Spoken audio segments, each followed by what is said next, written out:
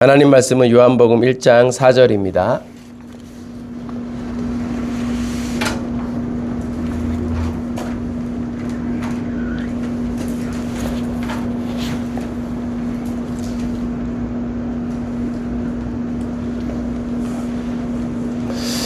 요한복음 1장 4절 다 같이 한 목소리를 읽도록 하겠습니다. 시작. 그 안에 생명이 있었으니 이 생명은 사람들의 빛이라. 아멘. 여기서 그는 하나님의 말씀이신 하나님을 얘기하시는 거죠. 그래서 그 말씀이신 하나님 안에 생명이 있었는데 이 생명이 사람들의 빛이다 라고 말하는데, 오늘은 이 사람들의 빛이라고 하시는 말씀에 대해서 잠시 나누고자 합니다. 오늘 성령께서 우리들에게 말씀하시고자 저에게 이렇게 좀 주의를 요구하고 생각하게 하셨던 말씀은 사람들의 빛에 대한 내용입니다. 보통 우리는 여기서 빛이라고 하는 이 한 단어에 우리는 다들 잘 알고 있죠. 빛을 다 잘 알고 있습니다. 그래서 우리는 빛을 다 잘 안다고 생각하는데, 사실은 진짜 빛에 대해서 성경은 우리들에게 대해서 잘 모른다 라고 말하고 있습니다. 그래서 오늘은 이 빛이라는 한 단어에 집중하기 원하는데, 그 이유는 사람들에게 빛이 되는 내용이 바로 예수 안에 있기 때문에, 참빛은 예수 안에 있다라는 거예요. 예수 안에 있는 생명이 사람들에게 빛이 된다라고 말하는데, 이 내용이 너무 사실 이 한 구절이 우리에게, 사람들에게 많이는 읽지만 이것이 진짜 의미하는 바에 대해서 우리는 잘 모르는 것 같아요. 물론 이것을 저도 안다고는 할 수는 없지만 주님께서, 성령님께서 비추어진 내용 가운데 좀 나누었으면 좋겠습니다. 이것은 참으로 중요한데, 왜 중요하냐면 성경은 이 땅에 있는 사람들이 전부 다 한 사람도 빠짐없이 물론 예수님 온 이유는 다르겠지만 원래는 한 사람도 빠짐없이 완전한 어둠 속에, 완전한 흑암 속에, 어둠의 노예, 예수를 믿지 아니하면 완전한 흑암 속에 살아가고 있고 빛이 하나도 없는 상태라고, 어둠 속에 갇힌 채 절대로 그 어둠을 빠져나갈 수 없어요. 진짜 어둠 속에 여러분들 갇혀본 적이 있습니까? 빛이 하나도 없는. 예를 들어서 그렇습니다. 이스라엘에 가면은 바위를 뚫어서 만든 동굴이 있는데, 그 이제 히스기야 터널이라고 하죠.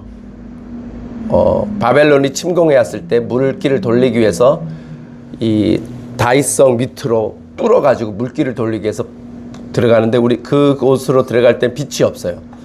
그래서 라이트를 켜고 그거를 통과하게 되는데, 그 중간쯤 가다가 그 바닥에는 물이 흐릅니다. 근데 물이 흐르는데 그쪽에 가다가 중간에 불을 한번 꺼보면은 진짜 아무것도 볼 수 없어요. 자기 코, 자기 손도 안 보여. 아무것도 안 보입니다. 완전한 어둠이어서 한 치 앞도 갈 수가 없어요. 완전 소경입니다. 소경이, 그러니까 눈을 떴지만 소경이 된다라고 하는 것이 그것이라는 것을 알 수가 있습니다. 그래서 성경은 이 땅에 있는 사람들이 전부 다 한 사람도, 여기 이 땅에 있는 예수 믿지 않는 모든 사람들이, 예수 믿는 사람도, 교회 다니는 사람도 그러한 사람일 수 있어요. 완전한 어둠 속에서 지금 흑암 속에 있는 상태다라고 말을 하고 있다라는 것입니다. 그러나 사람들은 절대로 그것을 깨달을 수도 알 수도 없죠. 그래서 어둠 속에 갇힌 채 이 사람들은 절대로 빠져나갈 수 없는 영적인 소경 상태에 살고 있다라고 성경은 선언하고 있습니다. 5절을 보면 그 표현이 아주 단순하게 나타나죠. 5절. 우리 한번 5절 한번 읽어볼까요? 시작. 빛이 어둠에 빛이 돼 어둠이 깨닫지 못하더라. 예, 이렇게 나와 있죠. 빛이 어둠에 빛이 돼 어둠이 깨닫지 못하더라. 이렇게 나와 있습니다. 즉, 이 성경은 이 세상의 사람들에게 예수가 나타났고 존재한다라는 것은 빛이 임한 것이라고 표현하고 있는데, 예수가 참 빛인 예수가 나타났는데도 사람들이 깨닫지 못했다. 이것이 굉장히 시사하는 바가 크죠. 참 빛이 나타났는데 사람들이 그 빛을 깨닫지 못했다라는 거예요. 그러니까 성경에서 말하는 진짜 참 빛은 우리가 말하는 이러한 빛이 아니라는 것을 알 수가 있습니다. 예수가 왔어도 사람들은 그 예수가 바로 사람들에게 유일한 빛, 사람들의 빛, 오늘 말씀한 사람들의 빛. 그러니까 짐승이나 예수님이 와서 참빛인 예수님이 왔는데 이 빛은 사람들의 빛이라는 거예요. 짐승이나 천사나 또는 식물이나 사물이나 이런 것들을 위해서 존재하는 빛이 아니라는 것입니다. 그래서 예수가 바로 사람들에게 유일한 빛, 사람들의 빛, 생명이라는 것을 사람들은 예수님이 왔는데도 전혀 깨닫지 못하고 있었다라는 것입니다. 그래서 완전히 어두운 방에 불을 켜면 우리들은 사물을 분별할 수가 있죠. 우리는 빛이 없으면 아무것도 할 수 없고 분별을 할 수가 없어요. 무엇이 있는지도 모릅니다.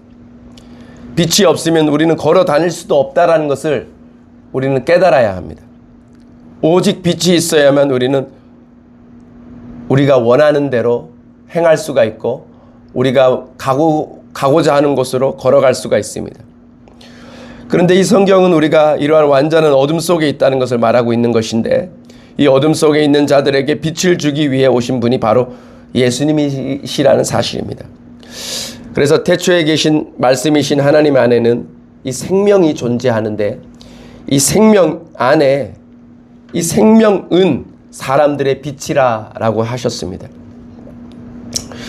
그리고 만물은 이 말씀이신 하나님을 통해서 창조되었습니다. 지은 것이 하나도 그 하나님이 없이는 된 것이 없다고 합니다.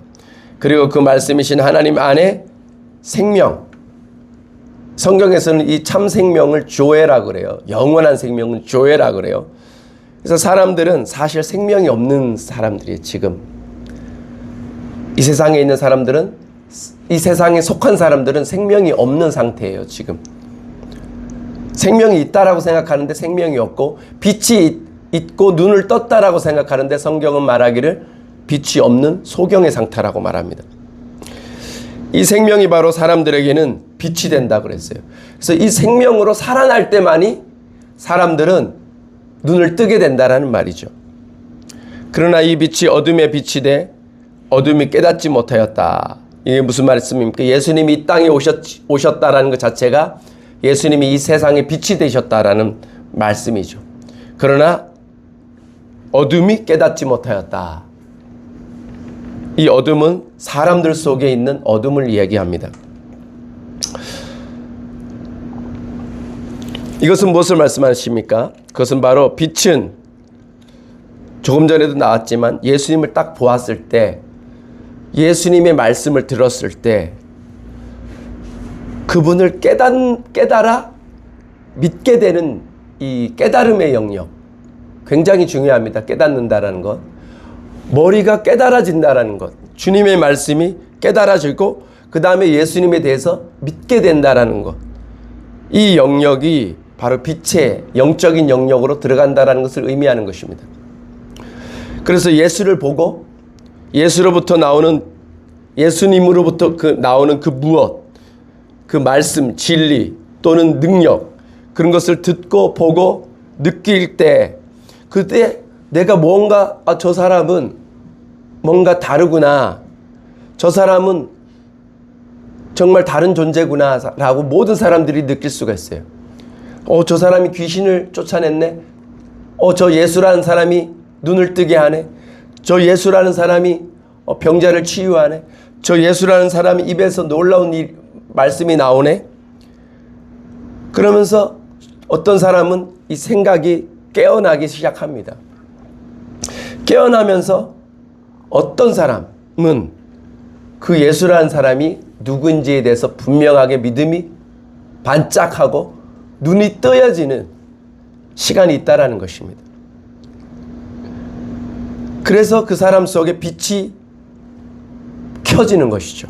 그래서 빛을 받아들이는 것을 의미하는 것이 바로 예수님을 보고 그분의 말씀을 듣고 깨닫게 되고 그 다음에 믿음이 생겨나는 것을 의미합니다. 9절에서 14절 우리 조금 더 상세하게 나와 있는데 우리의 믿음을 우리의 이해를 좀 더 넓혀 봅시다. 1장 9절에서 14절까지 한번 읽어보도록 하겠습니다. 시작.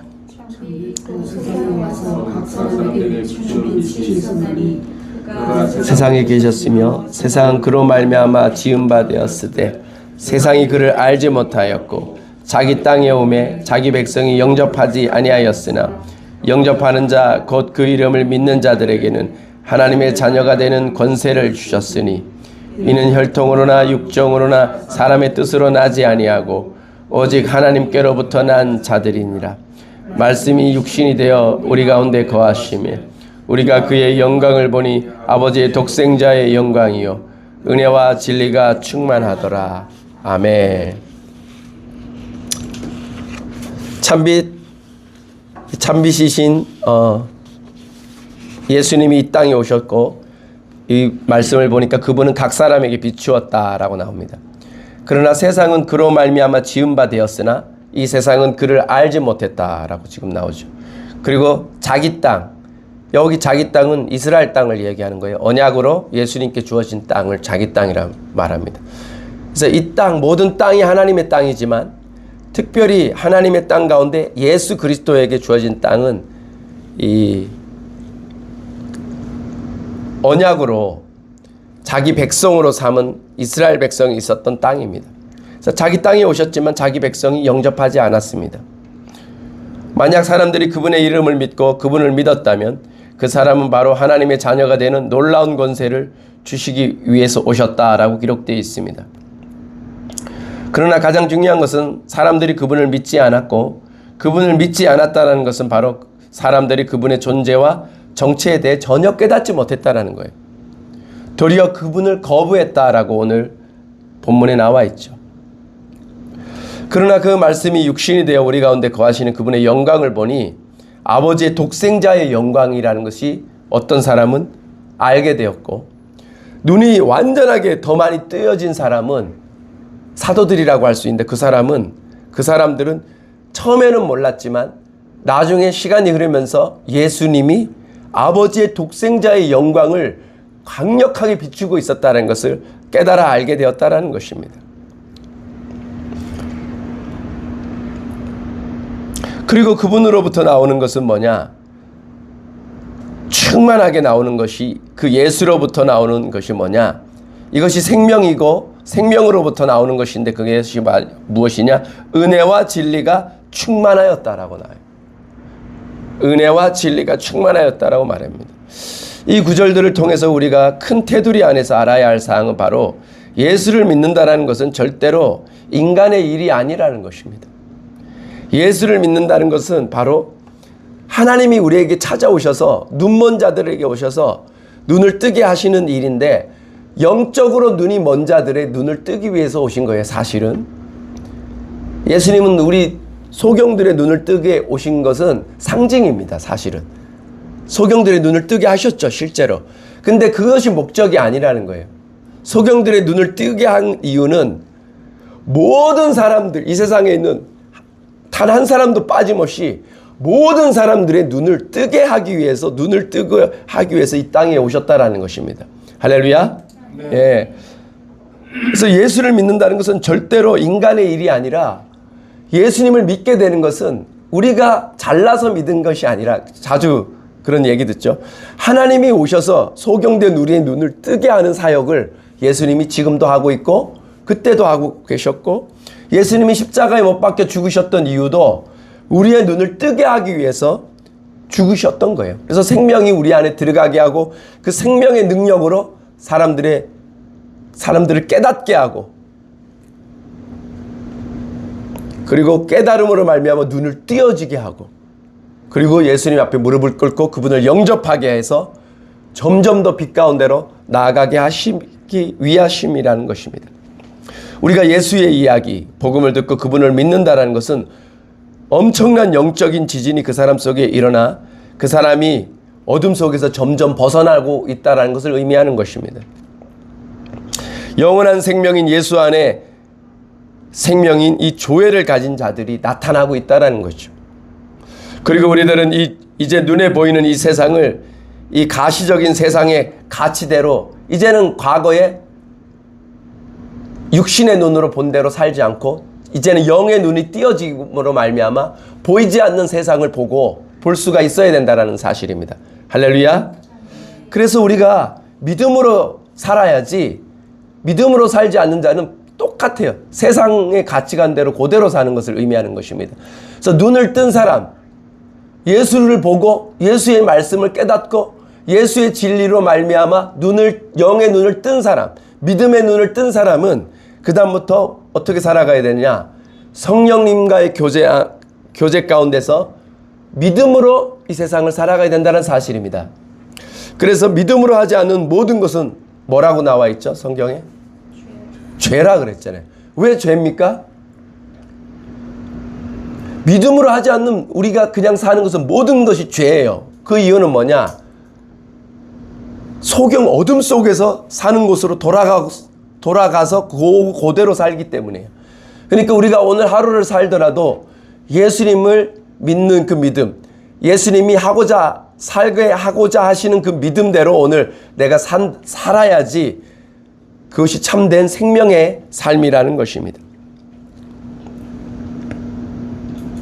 이 예수를 바로 보고 믿고 영접하는 것은 바로 사람들에게 비추어진 빛을 받아들여서 눈이 뜨여지는 천지개벽이 일어난 사건을 말한다는 것입니다. 우리는 이제 보이지 않는 영역을 볼 수 있는 빛을 가진, 조금이라도 보면은 빛을 가진 자들인 거예요. 할렐루야. 그래서 예수님이 어떤 소경들을 고칠 때 한 번에 못 고치셨잖아요. 사건 기억나시나요? 두 번에 걸쳐서 고치는 사건들이 있죠. 이것들도 다 영적인 의미가 있거든요. 눈에 진흙을 이겨서 발라서 했는데 그 사람이 보이느냐 그랬더니 그 사람이 다 띄어지지 않은 거야. 보이긴 보이는데 나무 같은 것들이 걸어가는 것이 보이나이다. 그러니까 예수님이 다시 한번 기도하고 안수하고 기도하니까 이제 보이느냐 그랬더니 밝게 보이나이다 하고 눈이 완전히 띄어졌거든요. 그것은 무슨 말씀이냐? 우리의 영적인 상태가 그렇다는 거예요. 우리가 완전하게 눈이 보여지는 상태가 있고 점점 조금씩 눈이 띄어져 가고 있는 상태라는 거예요. 그래서 우리가 예수 그리스도를 완전한 눈으로 보고 밝은 믿음으로 온전한 믿음으로 온전한 사랑으로 온전한 말씀을 깨달음으로 말미암아 믿음으로 사는 사람이 있고, 아직 우리가 그 상태가 아닌 흐릿한 믿음으로, 흐릿한 깨어남으로, 흐릿한 이해로 믿음으로 성경을 깨닫고 살아가는 수준의 사람들도 있다라는 거예요. 어떤 사람은 빛을 보고 눈이 띄어지긴 했는데 들어오는 빛만 보고 겨우겨우 그 빛을 갖고 사는 사람들도 있다라는 것입니다.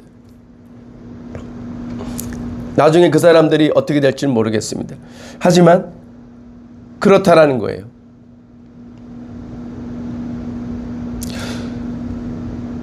우리는 이제 보이지 않는 영역을 볼 수 있는 빛을 가진 자들인데 더 밝은 믿음으로, 믿음의 눈으로, 성령 충만한 믿음으로 살아갈 수 있는 우리들이 되시기를 주 예수 그리스도의 이름으로 축원드립니다. 그리고 우리는 빛을 가졌다면은 우리는 바로 영원한 생명인 예수 안에 생명의 조회를 가진 자들이라는 것입니다. 우리가 예수 믿고 오래 살다 보니까 다들 지쳤죠? 타성에 젖을 수 있잖아요. 그죠? 그렇게 돼서는 안 됩니다. 그래서 더 우리가 예수님을 믿음으로 말미암아 믿음으로 도전하고 나가야 됩니다. 그래서 예수님이 나에게 빛을 주셨잖아요. 각자에게도 빛을 주셨어요. 그래서 각자가 살아갑니다. 각자가 예수님을 바라봅니다. 하지만 여러분들이 진짜 여러분들의 부르심의 눈, 마음의 눈을 밝히사 그랬죠. 에베소서 1장 9절, 8절 9절에 마음의 눈을 밝히사 부르심의 소망이 알기를 원한다라고 사도 바울이 기도했어요. 이게 뭐냐? 우리가 예수님을 믿음에도 불구하고 아직도 마음의 눈이 이성의 눈이 밝아지지 않아서 자기가 무엇을 위해서 부름받았는지 어둠 속에 있는 사람들이 아직 많이 있다라는 거예요. 에베소 교회 성도들 가운데. 에베소 교회 성도들 가운데 그렇게 많았다면은 우리 이 세상에 있는 성도들 가운데서도 부르심의 눈, 마음의 눈이 제대로 띄어지지 않아서 나를 무엇으로 불렀는지 모르는 사람들이 너무나도 많다라는 거예요. 그것을 발견하고 그것이 바로 그것도 믿음의 눈인데 그 믿음의 눈이 밝아져서 사도 바울처럼 딱 나중에 사도 바울도 십수년이 흘러서 본격적인 사도의 사역을 시작했죠. 그래서 우리들도 자라나는 과정이 필요한 것입니다. 그래서 여러분들은 무엇을 위해서 부르심을 받았는지는 여러분들의 마음의 눈, 이해의 눈, 이성의 눈이 하나님이 더 밝아지기를 원하신다는 것을 의미하는 것입니다. 그래서 내가 이것을 위해서 부름받았다 고 자기 육신의 열정 때문에 그것을 하다 보면은 그게 여러분들이 부르심을 받은 것이 아니라는 것을 시간이 흐르면 발견하고 때려치게 될 것입니다. 진짜 부르심을 받은 것은 서서히 다가오면서 성령의 확신 가운데서 내가 이것을 부르심을 위해서 받았구나라는 놀라운 성령의 확신 가운데서 일어나게 될 뿐만 아니라 하나님의 인도하심이 있다라는 거예요. 할렐루야. 그래서 우리가 그것을 위해서 기도하고 간절한 마음으로 기도해서 우리의 믿음의 눈이, 부르심의 눈이, 마음의 눈이 띄어질 수 있도록 기도해야 된다는 것입니다. 그래서 그 자기 평생 10년이면 10년, 20년이면 20년 그 사역에 모든 것을 쏟아 부어야 되는 것입니다. 이제 우리 몇 년 안 남았잖아요. 우리 네 사람은. 그렇죠? 빨리 발견해야 됩니다. 왜 아멘 안 하세요? 다 발견하셨나 보네. 저는 요즘에 들어서 그 눈이 하나님께서 나를 이쪽으로 인도하시는구나 라는 것을 요즘 들어서 발견을 하고 있습니다.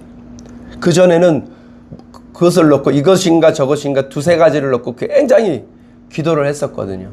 근데 아무도 저에게 가르쳐 주진 않았지만 하나님께서 나를 이 사역으로 인도하기 위해서 에스더 속에서 일을 하게 하시고 계속해서 이런 유의 일들을 부딪히게 하셔서 나중에 이렇게 인도하시는구나 라는 것을 알게 되었습니다. 나중에 그것에 대해서는 좀 더 서로 자신의 부르심에 대해서는 서로 좀 대화를 하면서 나누는 시간을 좀 가졌으면 좋겠어요.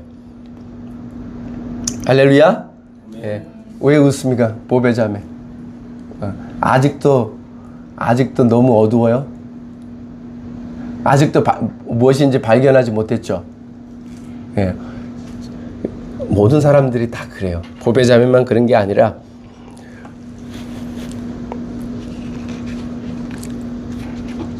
그래서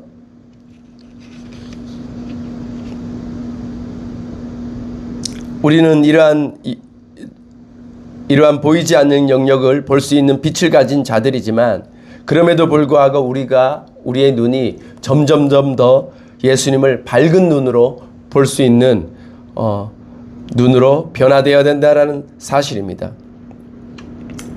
그래서 우리들은 이 눈에 보이는 이 세상을 예수님을 더 영광스러운 모습으로 보게 될 때 이 세상을 자신의 기존의 가치대로 이 세상의 가치대로 살지 않고 완전히 다른 하나님의 나라의 가치로 살아가게 되는 것입니다. 그래서 이 세상 사람들과는 완전히 다른 길을 걸어가게 되는 것이죠. 세상 사람들은 예수를 믿지 않습니다. 세상 사람들은 하나님을 믿지도 않습니다. 그래서 그들은 창조도 믿지 않고 도리어 심판도 믿지 않습니다. 그래서 그들은 온갖 죄악된 삶과 이 세상의 가치관으로 위대해지려고 합니다. 그러나 우리가 보는 세상은 보이지 않는 세상을 보고 그 길을 따라 사는 것이죠.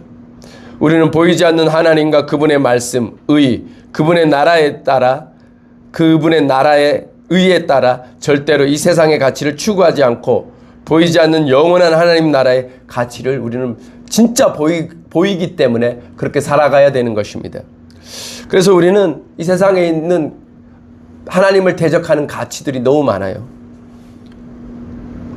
그래서 우리가 그것이 잘못되었기 때문이 아니라 하나님의 나라의 가치와는 완전히 정반대에 있기 때문에 예를 들어서 낙태나 우리가 싸우는 동성애나 공산주의 이런 것들도 큰 것들도 있지만 거짓말, 내 마음속에 있는 미움, 살인, 음란 등등 이러한 것들을 싫어하고 그 가치를 우리들은 극도로 싫어하게 되게 되는 것입니다. 우리는 완전히 다른 우리가 보게 된 그 영원한 가치를 따라 빛을 따라 추구하고 걸어가야 하는 것입니다. 그래서 사람들은 십자가에 못 박힌 예수를 보지 않습니다. 그러나 우리는 십자가에 못 박힌 예수를 바라봅니다. 그리고 예수를 바라보면서 그분의 왜 십자가에 못 박혀 죽으신지에 대해서도 깨달아 알게 되고 그 다음에 성령을 받아서 성령의 눈으로 믿음의 눈으로 그분의 십자가를 다른 눈으로 이제 쳐다보게 되는 것입니다. 이 세상에 있는 사람들은 육신대로 예수님을 바라보지만 우리들은 절대로 예수님을 그 눈으로 바라보지 않는다라는 것입니다. 그리고 우리의 믿음의 눈이 더욱더 밝아지면 밝아질수록 예수 그리스도의 십자가가 얼마나 놀랍고 위대하고 영광스러운 우리를 위한 큰 하나님의 놀라운 은혜의 십자가인지 알게 되고 그 십자가 안에서 또 놀라운 정죄와 심판이 함께 이루어졌다는 것을 보게 되면서 우리의 눈은 점점 더 밝아지게 되는 것입니다. 생명을 얻게 되는 것입니다. 그래서 그분을 통해 우리는 영원한 형벌에서 죄 용서를 받는다는 것을 믿게 되었고 아울러서 놀라운 죄 용서의 체험을 하게 되는 것입니다. 우리 누가복음 4장 18절 한번 보도록 하겠습니다. 누가복음 4장 18절입니다.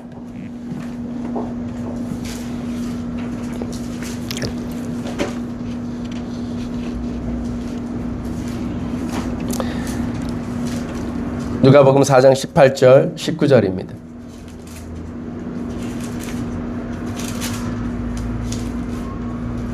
우리 다 같이 한 목소리를 읽도록 하겠습니다. 시작. 주의 성령이 내게 임하셨으니 이는 가난한 자에게 복음을 전하게 하시려고 내게 기름을 부으시고 나를 보내사 포로된 자에게 자유를 눈먼 자에게 다시 보게 함을 전파하며 눌린 자를 자유롭게 하고 주의 은혜의 해를 전파하게 하려 하심이라 하였더라. 아멘.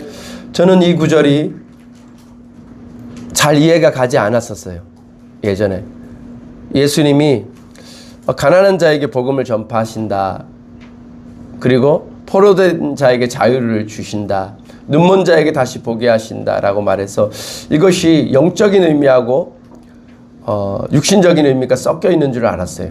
그런데 시간이 흐르면서 저는 이것이 완전히 영적인 실제라는 것을 깨달아 알게 되었습니다. 그래서 이 가난한 자가 저는 실제로 이 세상에 있는 가난한 사람인 줄 알았어요.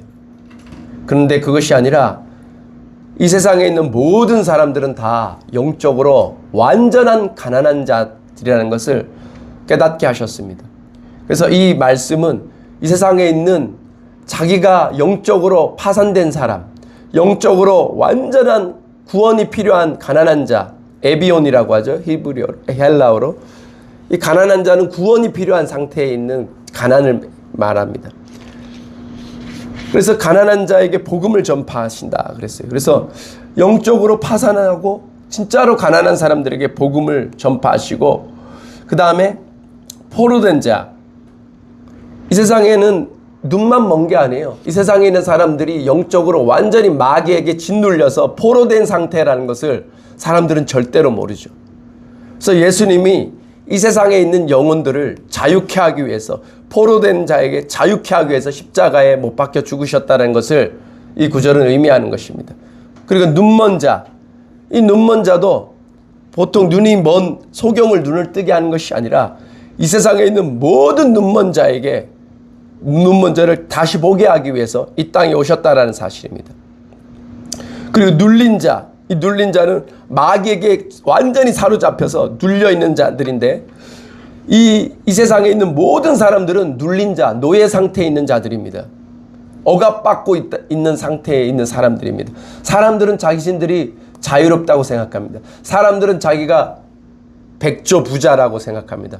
일론 머스크나 삼성 우리 이재용 회장이나 그 사람들은 자기가 돈 때문에 굉장히 막 이렇게 안 눌렸다라고 생각하죠. 그러나 성경은 말합니다. 그 사람들은 극심하게 악한 영들에게 눌려있는 상태이고 이 세상에 있는 그런 큰 부자가 아니고 가난한 사람들도 예수를 믿지 않는 사람들은 다 보이지 않는 악한 영들에 의해서 핍박받고 있고 억압당하고 있고 눌린 상태입니다. 그래서 이것을 깨닫고 주님 저는 눌려 있습니다. 누가 나를 이 사망의 몸에서 건져낼까 하고 억압받고 있다는 것을 깨달은 사람에게 이 예수를 전파할 때 예수가 그 사람들을 자유케 하시는 것입니다. 예. 그래서 예수의 은혜의 해는 바로 십자가에서 울려 퍼진 것이죠. 그런데 우리는 무엇으로 눈을 뜨고 빛을 보게 됩니까? 그것은 바로 그분에게서 나오는 충만한 은혜와 진리를 통해서입니다. 이것은 예수님의 진리를 통해서만 가능한 것입니다. 그 진리를 행하시고 지난주 주일에 말씀드렸죠. 무엇으로 거룩하게 된다고요? 내가 너희를 진리로 거룩하게 한다 그랬어요. 진리로. 거룩하게 된다는 것은 우리가 이 세상에서 따로 떨어져서 하나님께 드려지는 구별된 상태를 의미한다라고 말했습니다. 즉 우리가 눈을 뜬다라는 말은 바로 이 세상에서 떨어져 나와서 하나님을 보고 거룩하게 된다는 것을 의미하는 건데 그 역할을 하는 것이 바로 예수님의 입에서 나오는 은혜의 진리입니다. 사람들은 이 예수 그리스도의 진리를 통해 생명을 얻게 되고 그리고 그 사람들은 눈을 뜨게 됩니다. 우리는 절대로 이 세상을 보고 이 세상에 속하여 그리고 이 세상을 목표와 목적으로 살아서는 안 됩니다. 반드시 우리는 눈에 보이지 않지만 예수 그리스도의 진리를 통해 믿게 된 생명의 나라, 영생의 가치관을 향해 살아야 합니다. 그것이 바로 그 사람이 구원을 받은 표징인 것이죠. 요한복음 9장에는 날 때부터 소경인 자가 나옵니다. 그런데 그 사람은 소경이 된 이유가 뭐라고 나와 있습니까? 부모의 죄 때문입니까? 그 사람의 죄 때문입니까? 물어봅니다. 그때 예수님은 그 소경을 보고 부모의 죄 때문도 아니고 그 사람의 죄 때문도 아니라고 합니다. 그 사람은 하나님의 영광을 위해서 소경으로 준비된 자라고 교보제 역할을 할 소경이라고 말합니다. 이 구절에서 예수님이 하시는 말씀이 뭐냐? 교보제의 소경, 진짜 소경인데 눈을 못 떴어요. 그런데 그 사람 죄 때문에 그런 것이 아니라 교보제의 역할을 하는 소경인데 교보제라는 말은 뭐냐? 이 사람처럼 이 세상에 있는 모든 사람들이 소경인 상태인 이 사람과 같은 상태라는 거예요.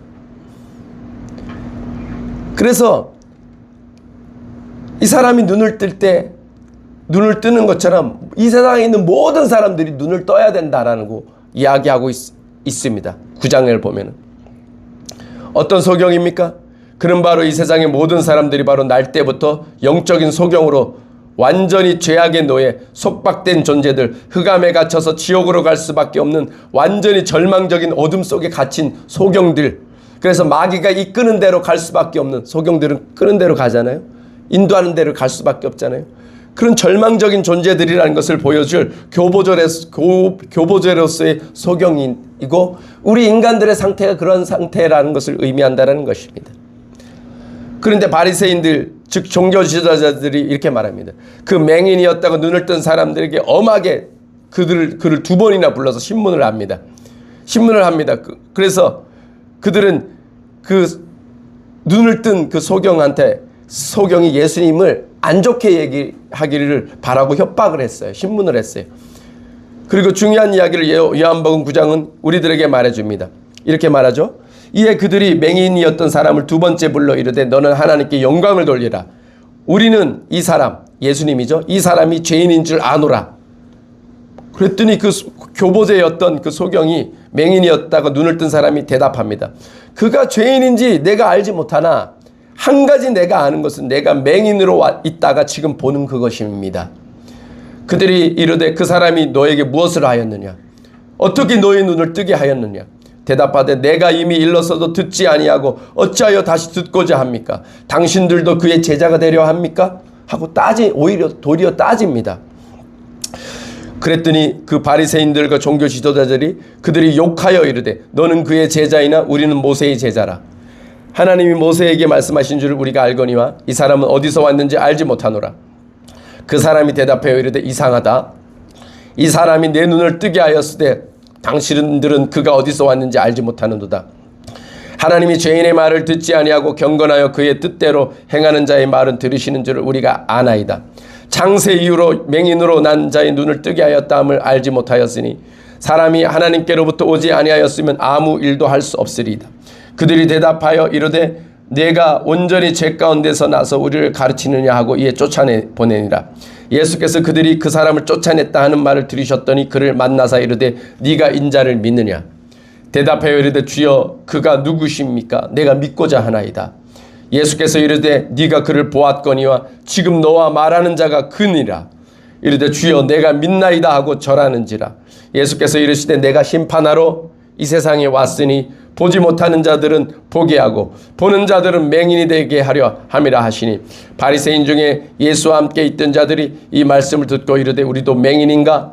예수께서 이르시되 너희가 맹인이 되었더라면 죄가 없으려니와 본다고 하니 너희 죄가 그대로 있느니라. 이 요한복음 9장의 말씀, 이 사건이 의미하는 바는 뭡니까?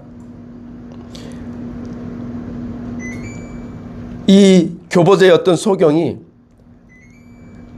확실한 믿음이 생겼다는 거예요. 눈을 뜨면서. 그래서 눈을 뜬다라는 것은 이 사람이 말합니다. 자고로 창세 때부터 눈을 그냥 이렇게 뜨게 하는 사람을 자기는 들은 적이 없다는 거예요. 그래서 자기 눈을 뜨게 했으면 이 사람은 하나님으로부터 온 사람이 분명하다라는 믿음이 자기 속에 생겼다라는 거예요. 그래서 믿음이 생겼다라는 사람들은 어떤 사람이냐?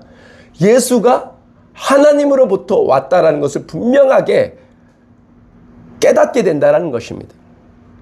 그런데 이 세상에서 예수님에 대해서 그렇게 믿지 않고 예수님을 안다라고 말하면서 자기는 안다라고 말하면서 자기는 부유하다고 말하면서 자기는 튼튼하다고 말하면서 자기는 높은 권력을 가졌다고 말하면서 그렇게 말하면서 전혀 이 바리새인과 종교 지도자들처럼 맹인인 사람들이 너무나도 많다라는 거예요. 그러나 우리가 만약에 눈을 뜨지 못했다가 주님 때문에 내가 소경이었지만 지금 내가 눈을 떴습니다. 그분은 예수님은 하나님으로부터 온 사람입니다. 그리고 예수님이 인자가 있는데 네가 그를 보았거니와 지금 너와 말하는 자가 그니라고 말했을 때 내가 분명하게 내 안에 내가 믿습니다. 예수님을 믿습니다 하고 말하면서 예수님을 예배하고 절하는 이 행위, 이 확실한 믿음을 가진 자는 눈을 떴다라는 거 지금 예수님이 말씀하고 있다는 사실입니다. 여기서 놀라운 것은 하나님으로부터 왔다라는 것, 그분이 메시아라는 것을 믿게 되었다라는 것이죠. 히브리서 11장 1절에서 4절을 보면은 이렇게 나와 있습니다. 우리 한번 찾아볼까요? 이제 마무리하겠습니다.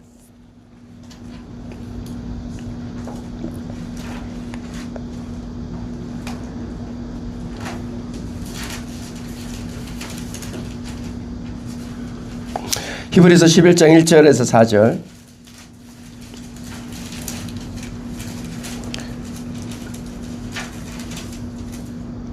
시작.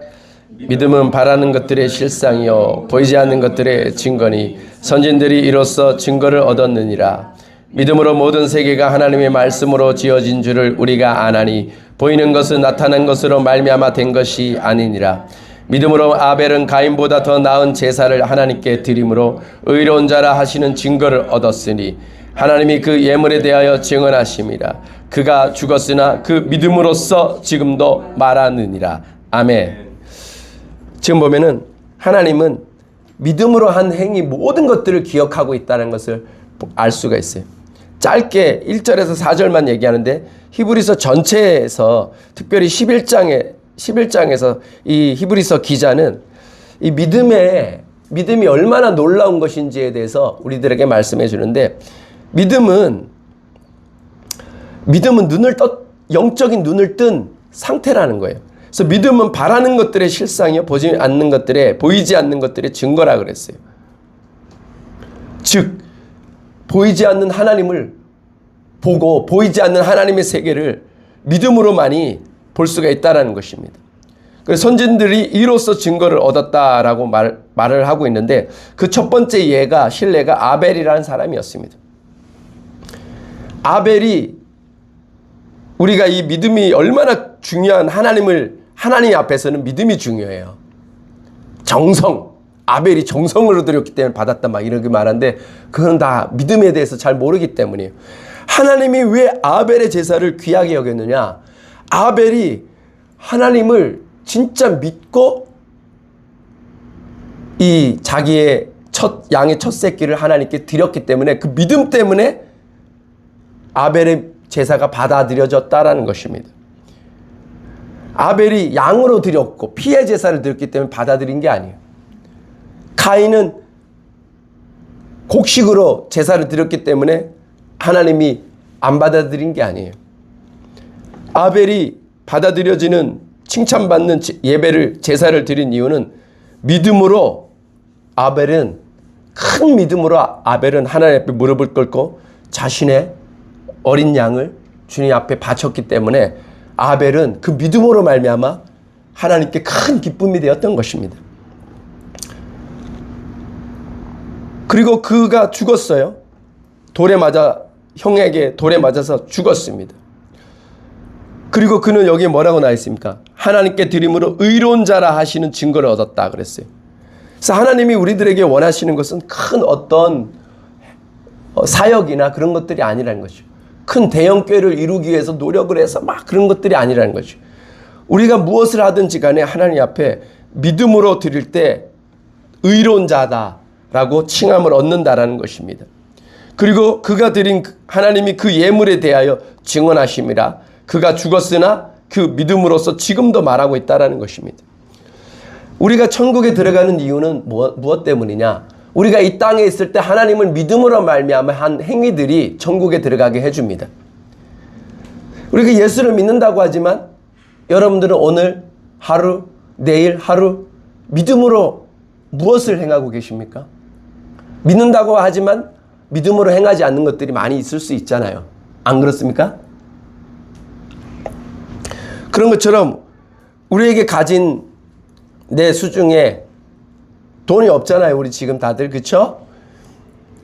아벨처럼 아벨도 양떼가 많지 않고 조금밖에 없었을 수도 있었어요. 그렇죠? 몇 마리 있었는지 모르잖아요. 근데 이 아벨이 그 가운데서 첫 새끼, 첫 양, 가장 귀한 것이라고 할 수 있는데 그것을 하나님께 믿음으로 죽여서 바쳤다. 그 당시에는 이것이 굉장히 큰 믿음일 수 있는 것입니다. 우리들도 이러한 것, 우리 삶 가운데서 하나님께 믿음으로 이것은 하나님께 드려야지. 그리고 내 삶에 있어서 이 부분은 하나님께 다 드려야지. 이러한 부분이 있어야 된다는 것이죠. 그러한 것들이 우리를 천국 가게 하고 하나님께 의롭게 여김을 받는다라는 것입니다. 여기서 11장 1절을 보면 믿음은 바로 보는 것이라고 말했어요. 보는 것. 믿음은 바라는 것들의 실상이고 보이지 않는 것들의 증거인데 믿음으로만이 진짜 볼 수 있다라는 것입니다. 특히 3절을 보면 믿음을 통하여 우리는 모든 세계가 하나님의 말씀으로 지어진 줄을 우리가 아나니 보이는 것은 나타난 것으로 말미암아 된 것이 아니니라고 말하면서 우리에게 보이지 않는 것을 볼 수 있는 눈을 뜨기를 원하는 히브리서 기자의 촉구를 들을 수가 있습니다. 그리고 11장 6절 같이 읽도록 하겠습니다. 시작. 믿음이 없이는 하나님을 기쁘시게 하지 못하나니 하나님께 나아가는 자는 반드시 그가 계신 것과 또한 그가 자기를 찾는 자들에게 상 주시는 이심을 믿어야 할지니라. 아멘. 믿음이 없이는 하나님을 기쁘시게 하지 못합니다. 어떻게 보면은 우리 글로벌 복음 통일 컨퍼런스 가는데 다들 없는 돈에 카드 긁고 가는 사람들도 있죠. 없나요? 빌려서 가는 사람들도 있고 그래요. 근데 어떤 사람은 그것이 믿음이 아닐 수도 있지만 어떤 사람에게는 그것이 너무 큰 믿음이 필요할 수도 있습니다. 그래서 믿음이 없이는 하나님을 절대로 기쁘시게 못합니다. 자기의 돈, 자기의 수중에 있는 그 한계 속에 갇혀 있는 것이죠. 우리는 반드시 그분이 계신 것과 그가 자기를 찾는 자들에게 상 주시는 이심을 믿고 행해야 될 줄 믿습니다. 그리고 12장 2절을 보면 이렇게 나와 있습니다. 믿음의 주여 또 온전하게 하시는 이인 예수를 바라보자. 그는 그 앞에 있는 기쁨을 위하여 십자가를 참으사 부끄러움을 개의치 아니하시더니 하나님 보좌 우편에 앉으셨다라고 나와 있습니다. 그래서 우리는 반드시 믿음의 눈을 떠야지만 하나님을 기쁘시게 합니다. 왜냐하면 믿음은 바로 하나님을 인정하는 놀라운 행위이기 때문입니다. 성령은 그래서 믿음으로 하지 않는 모든 것을 죄라고 선언합니다. 믿음은 바로 하나님에 대한 인정과 존중, 하나님에 대한 절대적인 행동입니다. 그래서 절대로 믿음이 없이는 하나님을 기쁘시게 못합니다. 우리는 하나님이 하길 원한다고 믿는 그 행동을 해야 합니다. 우리는 그 하나님을 믿음으로 선택하고 취하고 그리고 믿음으로 행하고 섬기고 예배합니다. 이것이 바로 우리가 빛 가운데 있다는 것을 의미하는 것입니다. 우리는 반드시 사람들의 빛이신 하나님의 아들, 말씀이신 하나님으로부터 오는 은혜와 진리를 통해 계몽이라 그러죠.